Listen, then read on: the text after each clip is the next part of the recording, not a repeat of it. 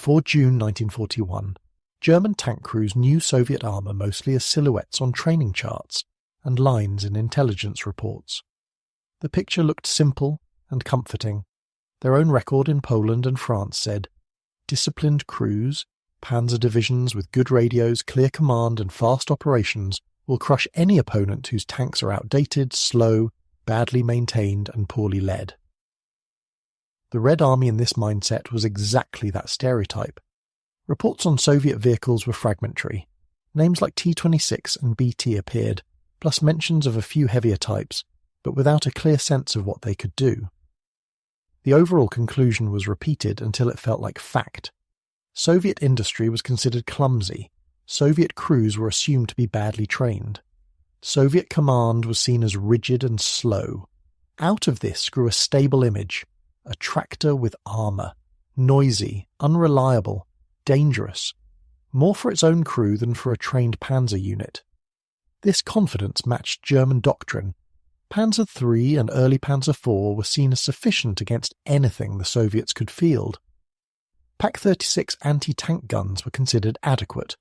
Radio on almost every German tank, practice coordination with artillery and Luftwaffe, staff discipline and experience in fast campaigns all reinforced the idea that quality would beat quantity. In classrooms and barracks the message was clear. Well-led German armour, even in the minority, would outmaneuver and destroy any clumsy Soviet machines. Within this framework there was no real space for the idea that the Red Army might have a tank superior in armour and firepower to the German standard. T-34 and KV existed as uncertain numbers and blurred outlines, not as a serious emotional factor for crews. Most frontline tankers rolled east, believing they faced the same type of opponent as before. Weak command, bad coordination, obsolete hardware. When the columns crossed the border in June, the average German crewman was sure of one thing without even thinking about it. Whatever the Soviets had, it would break under the tried and tested German way of war. In the months before the invasion, German armoured units moved east convinced they were going into a larger version of a familiar job. Blitzkrieg was not theory for them. It was lived experience from Poland, France and the Balkans. Speed, radios, coordination with artillery and the Luftwaffe had broken every opponent so far. There was no serious doubt that the same formula would work against the Red Army. Panzer III and early Panzer IV were seen as adequate main battle tools. The 37mm Pak-36 and newer 50mm guns were considered sufficient against what German planners believed the Soviets had. Light tanks with thin, mostly vertical armour, weak optics, poor reliability, and crews supposedly lacking training and initiative. Even when heavier Soviet types were mentioned in reports, they were treated as rare, clumsy exceptions, not as a mass threat that could shape the campaign. This mindset filtered down to crews. Tankers expected disorganised resistance, abandoned vehicles on the roadsides, broken columns without fuel, the same scenes they had already watched in the West.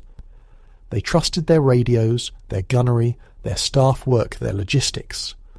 The idea that Soviet industry might field a modern, fast, well-armoured medium tank in meaningful numbers simply did not fit the picture. To most of them, Russian tank still meant something crude that a well-handled Panzer III or a V could deal with. Because of that, confidence became a vulnerability.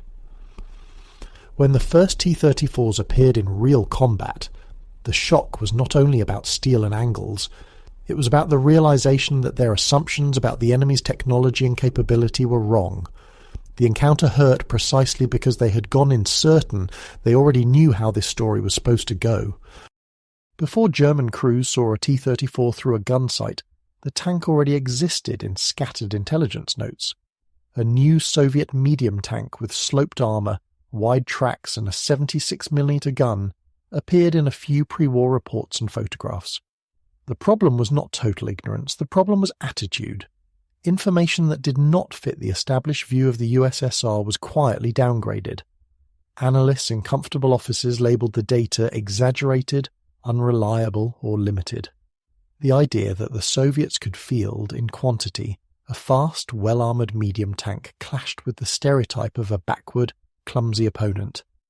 It was easier to assume these were experimental prototypes, parade models, or crude monsters that would break down long before they reached the front. On paper, the T-34 existed. In minds, it did not. That skepticism filtered down the chain. Officially, the possibility of newer Soviet tanks was mentioned.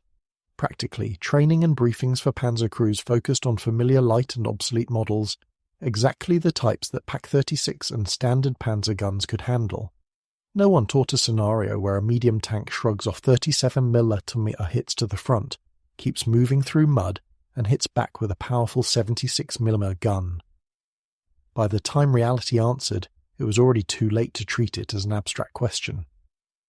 In the summer of 1941, reports began to arrive from the field. Unknown Russian tanks with sloped armour, shells bouncing, light anti-tank guns failing, columns forced to call in heavier weapons. Those messages were not polite memos. They were written in the middle of burning positions. This is where the break happens. The Germans had been warned, but they chose to believe the warning did not change the story. Then a few dozen real T-34s on real Eastern Front roads did what a stack of pre-war photos could not. They tore a hole straight through that certainty. When the invasion began, theory evaporated in dust and smoke. German spearheads smashed through border defences, columns stretched for kilometres, and the Eastern Front turned into moving pockets of fire and confusion. In this chaos, the first T-34s appeared not as a grand, coordinated armada, but as scattered shapes among older Soviet tanks, thrown into battle from march or repair yards, often without full support. To most German crews, that first sighting looked like a mistake. A tank with unfamiliar angles, wide tracks, a long gun. The reflex was the same as in France. Halt, traverse, fire the 37mm. Only now the sequence broke. Hits sparked on the sloped armour and did nothing. The target kept rolling. Radio traffic spiked. Orders repeated, aim for the tracks, get closer, bring up heavier guns. What had always worked suddenly felt uncertain. These early clashes were messy. Soviet units were retreating, cut off, improvising. A lone T-34 might charge ahead with no infantry screen and get isolated. Crews often lacked experience. Communication between tanks was poor. Mechanical failures were real. But even used badly, the machine itself forced German units to react differently. Anti-tank guns that had been casually pushed to the roadside now looked vulnerable. Light panzers found themselves outmatched if they tried to duel from the front. Reports from June and early July carry the same tone. New type of Russian tank, shells ricochet, requires close-range fire or heavy artillery. Commanders on the spot had to improvise. Some ordered flanking fire on side armour. Others dragged 88mm guns out of air defence roles to deal with a single stubborn silhouette. Time and attention that were supposed to fuel a rapid advance now bled away on one unexpected opponent. The key point: the T-34 did not stop Barbarossa in June, but in those first chaotic encounters it did something strategically important. It planted doubt. For the first time since the start of the war, German tank crews saw a target that did not behave like the enemy they had trained for, and once that crack appeared in their certainty, every new engagement with the same shape on the horizon hit harder than the last. In late June 1941, near Dubno, Lutsk, Brody, German panzer divisions ran into something their manuals had not prepared them for. Clusters of T-34s and KV tanks thrown into a huge, chaotic counterattack. The Soviet command handled it badly. Poor coordination, conflicting orders, fuel shortages. But inside this mess were moments German crews did not forget.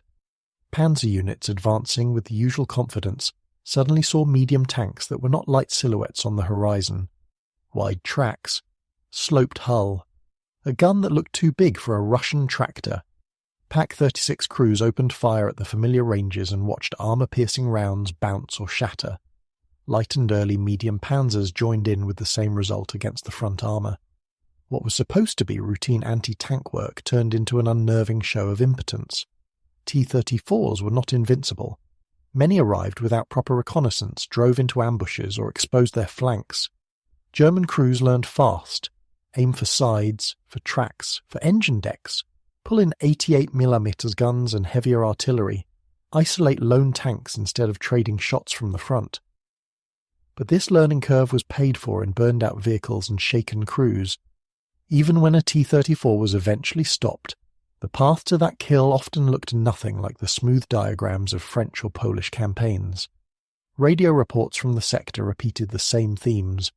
New Russian tank type, 37mm ineffective frontally, requires heavy guns.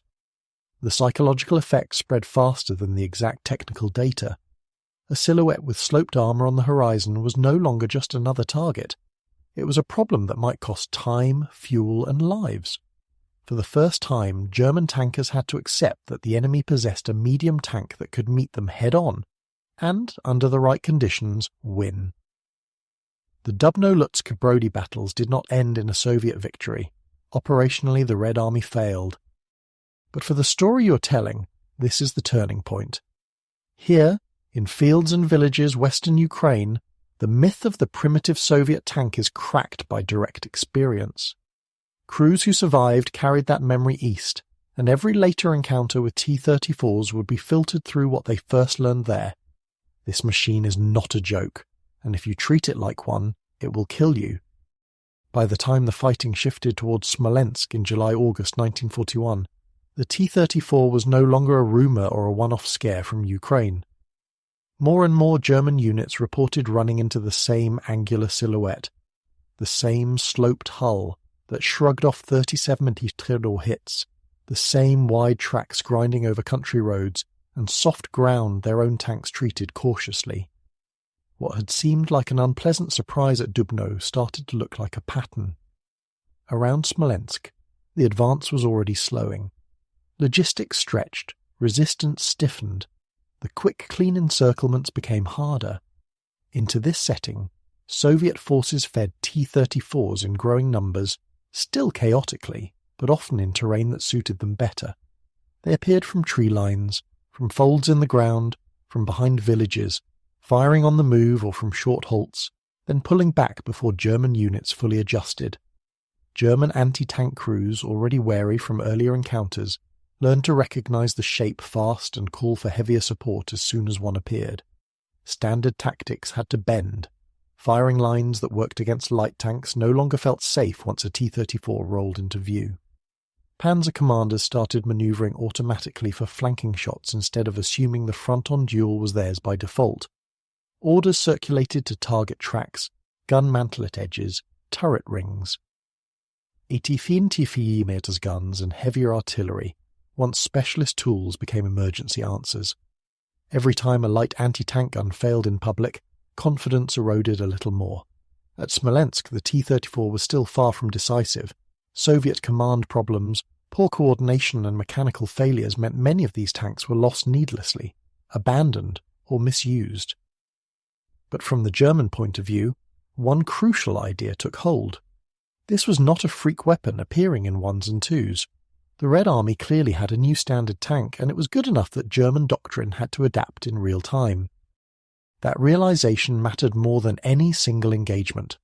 Smolensk taught German crews that their earlier experience in the West did not automatically apply. Here the enemy could field a medium tank that might survive the first volley, keep moving, and hit back hard. It confirmed that Dubno was not an anomaly. The war in the East was going to be fought against a different kind of machine, and against an opponent who, even while failing operationally, had managed to put a serious shock on the best armoured force in Europe. For German crews, the real crisis was not that the T-34 existed, but that it broke the trusted toolkit they carried from campaign to campaign. Until 1941, the logic was straightforward. Light or medium enemy tank appears, 37mm or 50mm gun engages frontally at normal combat distances, problem solved. On the Eastern Front, this sequence suddenly failed in front of their own eyes. Against the T-34's sloped front armour, the Paki-36 became a bad joke. Shells that once punched through French and Polish tanks now sparked, shattered, or ricocheted. Even the newer 50mm guns struggled reliably at typical ranges. Crews who had trained to believe in their weapons found themselves firing again and again with no visible effect, watching the Russian tank continue to close or fire back. It was not just dangerous, It was humiliating. Improvisation followed.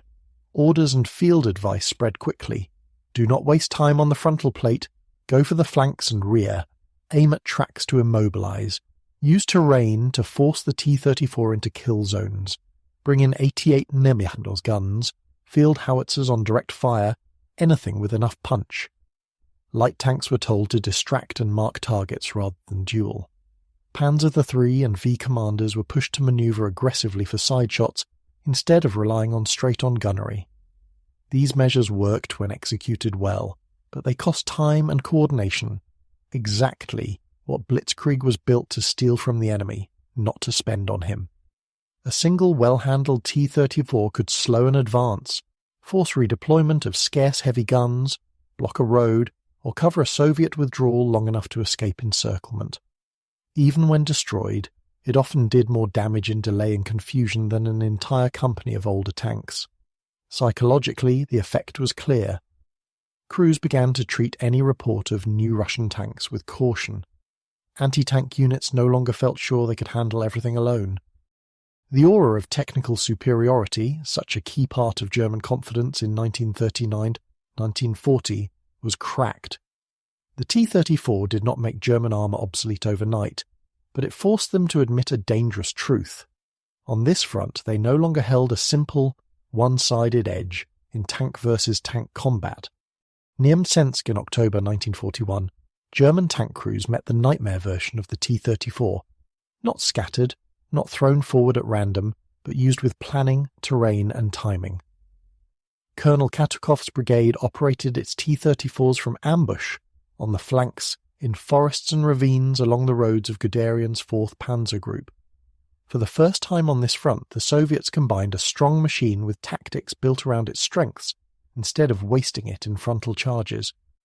German spearheads advancing toward Oral expected the usual sequence. Reconnaissance spots movement, artillery softens it, panzers push through. Instead, columns drove into prepared kill zones. T-34s waited hull down behind ridges and tree lines, striking at close range into side armour, led vehicles and half-tracks. After the first volleys, they shifted position or slipped back into cover before a full response formed. Pak 36 guns dragged up to the roadside again proved ineffective against frontal plates. Light tanks and soft-skinned vehicles burned, traffic jammed, schedules broke. Reports from these actions spoke of well-led Russian tanks and heavy losses in several engagements. The message inside the panzer units was clear. This was no longer just a tough vehicle in clumsy hands. The enemy was learning. Katukov's brigade did not destroy the offensive by itself, but it killed the comforting idea that T-34's successes were accidents.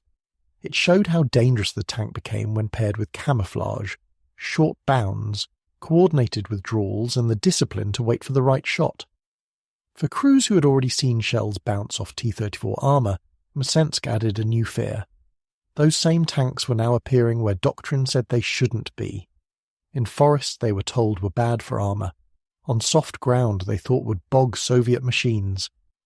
Coming from shadows instead of open fields, they forced German columns to slow down, scout carefully and guard their flanks, bleeding away the tempo that had defined Blitzkrieg. In your story arc, this is a key hinge point. By Mtsensk, the first encounters crystallize into a lesson written in Rex. German tankers who once dismissed the T-34 as crude now face an enemy tank that is hard to kill and finally used in a way that punishes every lazy assumption they brought to the Eastern Front. For German tank crews, the shock of the T-34 was not a single dramatic moment. It was a drip of bad experiences that slowly ate through the arrogance they had brought from Poland and France. At first, it felt like an exception, one strange tank that took too many hits. Then there were more of them. Then there were ambushes like Mtsensk, and with each clash the old habits looked less safe. Stories moved faster than official reports. A column would arrive in a rear village with 3 burned-out panzers and 1 T-34 killed to show for it, and the details spread in mess tents and maintenance yards. Shells bouncing off armour. A gun crew wiped out when their Pak 36 was run over. Orders to call in 88 mm guns just to deal with a single Russian medium tank. Crews who had once joked about Russian tractors started asking more carefully what exactly was up ahead. This did not turn them into cowards, but it did change how they fought. Tank commanders who once pushed aggressively into any contact began to hesitate when they saw a long barrel and sloped plates in the distance. Anti-tank gun crews shifted from confident engagement to hold fire until we are sure, knowing that a wrong target choice could expose them. Whenever a new offensive sector was opened, one of the first questions in briefings became whether T-34s had been seen there. The psychological shift showed up in small tactical choices. Panzers circled wider for flank positions instead of taking direct duels. Units delayed advances to bring up heavier guns. Some crews fired more rounds than necessary just to be sure, burning through ammunition. None of this looked dramatic on a map, but it slowed the rhythm that German armour depended on. Caution cost minutes, minutes cost daylight, and on the Eastern Front daylight was fuel. At the same time, respect slipped into the language. The T-34 stopped being a punchline and became that Russian tank. Crews who had laughed in barracks now talked about its armour and mobility with a kind of reluctant admiration. The myth of effortless superiority was gone. They still believed they could win, but now they knew there was at least one machine on the other side that could look a panzer in the eye and not blink. From the outside, German crews saw a monster. From the inside, Soviet crews saw a fast, angry compromise they had to fight and survive in. The legend came later. In 1941, the T-34 was powerful, but it was also crude, uncomfortable and demanding. That mix is what made it dangerous in the right hands. The strengths were obvious in battle. The sloped armour could turn hits that would kill older Soviet machines. Wide tracks let the T-34 move through mud, soft fields and winter roads where German panzers bogged down or chewed their own suspensions to pieces. The diesel engine was less prone to catastrophic fires than gasoline opponents. The 76mm gun, when it worked and was handled properly, could destroy German tanks and anti-tank guns at ranges where light armour had no business trading shots. But living in the tank was another story. Visibility was bad. With hatches closed, the commander saw the world through narrow, distorted slots. Communication was clumsy. Radios were scarce early on. Many platoons relied on flags or simple prearranged signals. Inside the hull, shouting over engine noise and gun recoil was often the only option. A wrong word or missed gesture could send the tank the wrong way at the wrong time. Reliability was uneven. Early T-34s came from factories under frantic pressure. Gearboxes were stiff, components misaligned, welds not always perfect. Crews learned to drive around their own machine, feel the transmission, nurse the clutch, watch temperatures, listen for changes in the engine note. A careless driver could kill the tank before the enemy did. A disciplined crew could squeeze from it speed and cross-country performance that shocked the Germans who saw it come over a ridge. For Soviet tankers, the T-34 was not a miracle weapon but a tool that, if it reached the fight, finally gave them a fair chance. They cursed the cramped interior, the optics, the breakdowns. They respected the armour and the gun. Above all, they understood something German crews learned the hard way. As long as the T-34 kept moving, used cover, and showed its front instead of its flanks, it was not the primitive machine their enemy had expected at the start of the campaign. For Soviet crews, the first months of war were less about shocking the Germans and more about trying to survive long enough to do their job. Many went into battle with minimal training, broken communications and confusing orders. But when a T-34 reached the front line with a determined crew inside, the battlefield looked different from their hatches than from German optics. They saw how German tactics assumed weakness. Columns pushed confidently down roads. Pack guns stood bold at crossroads. Light tanks showed their fronts without fear. A well-placed T-34 could punish that. Crews remembered short, brutal episodes, waiting behind a tree line while German vehicles stretched out, letting the head of the column come close, 2 or 3 shots into the lead and last tank. Suddenly the road was blocked and the enemy stalled in panic and radio chatter. In those moments, the T-34 finally felt like the weapon it was meant to be. They learned to use ground instead of orders. Forest tracks, hollows, village streets with gaps between houses, places where German doctrine said tanks were clumsy, became hunting grounds. A T-34 could slip there, fire from partial cover, then reverse out before flanking fire arrived. Many accounts describe the same pattern: hit fast, move, never stay to trade shells frontally once the Germans had adjusted. Crews understood that their advantage vanished if they sat still or exposed their thin side armour. At the same time, they were painfully aware of their own problems.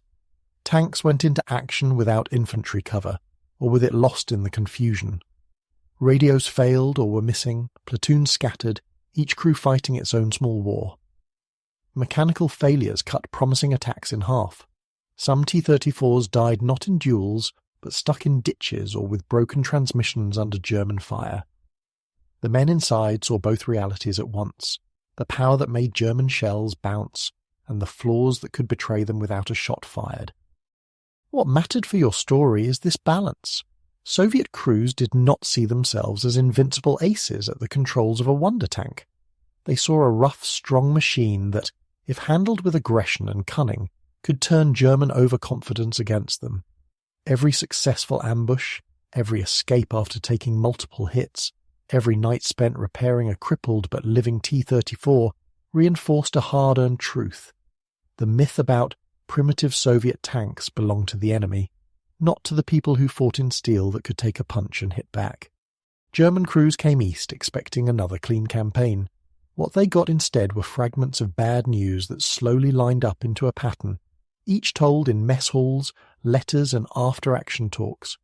They remembered firing full clips of 37 millimeters at a T-34 and watching sparks jump from its hull as it kept moving. Crews told of pecky guns overrun on the roadside when their shots failed to stop a single tank in time. Panzer commanders described closing in for the usual frontal duel and realizing, one salvo too late, that this target did not care about their favorite angles. Again and again, accounts circle the same sensations: frustration at useless shells, shock at how easily the T-34 crossed soft ground, irritation that what had worked perfectly in France now felt like a bad joke. Requests went up the chain: more 50mm, more 88mm, clearer orders on how to fight the new Russian tank. When those orders came, they sounded very different from the old drills. Flank it, do not waste ammunition on the front, combine fire, use obstacles, call heavy guns early. Respect crept in, stripped of any propaganda. Tankers who had mocked Russian tractors now spoke carefully about T-34s as strong, dangerous opponents. Anti-tank crews stopped treating every silhouette the same. Reports noted when a position had held against older Soviet tanks, but fallen apart the moment a few T-34s appeared. None of this meant German armour collapsed. They adapted, and often effectively. But the emotional shift is clear. The Eastern Front was no longer a playground for confident professionals against clumsy amateurs. In German eyes, the T-34 became the symbol of a war where their tools were no longer guaranteed to be better, and where a single wrong assumption about a primitive enemy machine could get an entire crew killed in seconds. On paper, the clash looked closer than the legend suggests. Panzer III and early Panzer IV were not toys, and German crews were skilled. But the specific mix inside the 1941 T-34 hit the weak spots of that toolkit almost perfectly, especially in the conditions of the Eastern Front. The armour came first. The T-34's sloped frontal plates turned a nominal 45mm thickness into something much harder to penetrate at typical combat ranges. Rounds that would punch through vertical armour simply deflected or lost enough energy to fail. PK-36 gunners, drilled to trust their guns, watched their hits spark and ricochet. Even the 50mm had to work for clean penetrations from the front. This did not make the T-34 invulnerable, but it shifted the engagement geometry. Suddenly German weapons needed better angles, closer distance, or heavier calibers. Next was mobility. Wide tracks and a strong diesel engine gave the T-34 a real cross-country edge.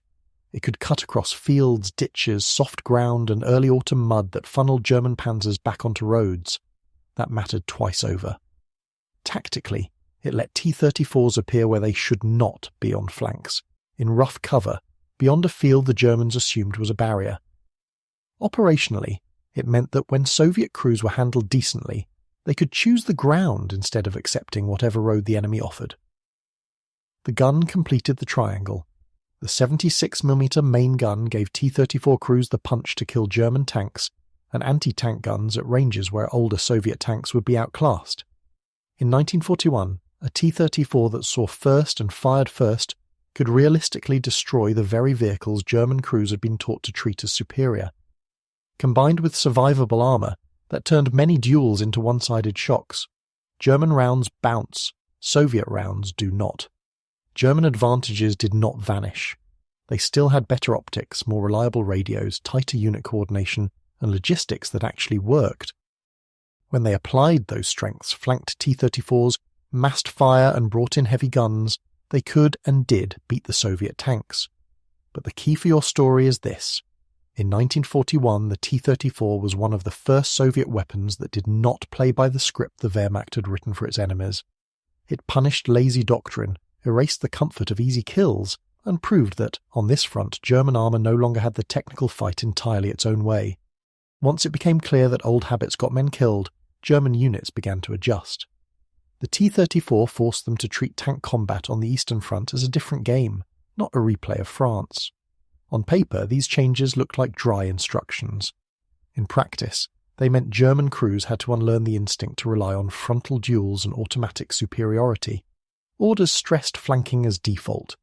If a T-34 was spotted, the first goal was no longer kill it now, but get around it. Panzer III and IV commanders were told to work in pairs or groups, drawing attention from one direction, while another vehicle manoeuvred for a shot into the side or rear. Anti-tank guns were repositioned in depth, not just along the obvious road, to catch Soviet tanks after they broke through the first line. Infantry was pushed to mark targets with tracers and hold terrain that forced T-34s to expose their weaker angles. Heavy weapons moved forward. The 88mm, once mostly an anti-air and special-purpose gun, became a standard answer to new Russian tanks. Field howitzers were dragged into direct fire roles against stubborn silhouettes. Engineers laid more mines on likely approach routes, turning fields and village edges into traps that could immobilize a T-34 for easier killing. None of this was elegant. It was work. More planning, more coordination, more time spent preparing just in case one tank appeared that refused to die like the rest. Alongside tactics came mental adjustment. Crews were told directly, do not waste ammunition on the front plate, conserve rounds for shots that matter. Anti-tank units were reminded that not every threat was equal, and that calm identification meant survival. Commanders learned to read ground with the T-34 in mind, asking where it would come from if the Soviets used it correctly, because some of them now did. These countermeasures did not erase the shock of 1941, but they blunted it. When executed properly, they turned the T-34 back into a dangerous enemy rather than an unstoppable monster. Yet every extra step waiting for flanking positions, dragging up heavy guns, reshaping defences ate into the tempo that had made German armour so devastating in earlier campaigns. The T-34's impact was not just in burned-out panzers, it was in the simple, unwelcome fact that, from now on, German crews had to work harder and think more carefully every time that angular shape appeared on the horizon. Tactics could patch the gap. Technology had to close it. Once reports from 1941 piled up, German designers and commanders accepted a blunt fact. Against T-34s and KVs, the existing mix of light anti-tank guns and early panzers was living on borrowed time. First came upgrades. Panzer IV received a longer 75mm gun, giving it a much better chance against T-34 armour at useful ranges. More powerful 50mm guns and improved ammunition appeared in anti-tank units. New dedicated guns like the long-barreled 75mm pack were pushed into service as quickly as industry allowed.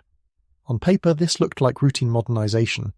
In reality, it was a direct answer to the unpleasant discovery that a Russian medium tank could ignore the old standard. Then came the bigger leap, the demand for a new medium tank that could match or overmatch the T-34. Sloped armour, better cross-country mobility, a high-velocity gun features once dismissed as oddities of Soviet design now became requirements. The Panther would grow out of this shift, a machine built with the Eastern Front in mind, shaped by the memory of 1941 when German shells bounced and Soviet tanks did not stop. Even heavy tanks were part of the same conversation. Vehicles like the Tiger offered brute force solutions, thick armour, powerful guns that could kill a T-34 from long range. They were expensive, complex, few. But their very existence underlined the change in mindset.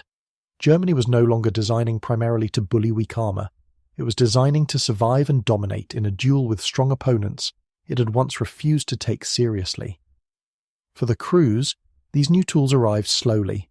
In 1942 and beyond, some units finally got long 75mm guns, more effective anti-tank pieces, and tanks that could face a T-34 frontally without praying for a lucky hit. But the origin story of those weapons stayed the same. They were born from the moment in 1941 when German planners learned, the hard way, that betting on the enemy's weakness is cheaper than respecting his potential right up until the day you have to pay for it in burned-out steel.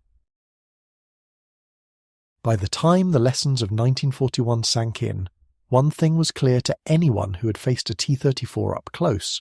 This was the first Soviet weapon that forced German armour to respect the enemy on his own terms. The T-34 did not win Barbarossa. It did not magically cancel German training, radios, logistics, or staff work. The Red Army still bled machines and crews in huge numbers through bad orders, chaos and breakdowns. But in the narrow world that mattered most to tank crews, who sees whom first, whose shot kills, whose armour holds, the T-34 broke the script. It stripped the Germans of their favourite habit, assuming technical superiority.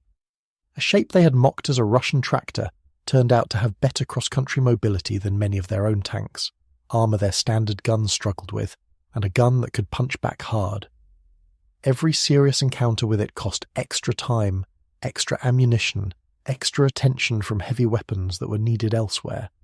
Even when German tactics and new guns caught up, they were now reacting, not dictating. For Soviet crews, the T-34 was rough and unforgiving, but it gave them something they had not had before, a machine that, if it reached the fight, could meet a panzer head-on without feeling like suicide. Used well in ambushes, on flanks, in bad ground, it punished German overconfidence and turned terrain the Wehrmacht thought it understood into a trap. For your video, that is the core of the story promised in the title. German tank crews went east believing the Soviet tank arm was primitive. Their first real encounters with the T-34 at Dubno, at Smolensk, at Mtsensk, proved otherwise.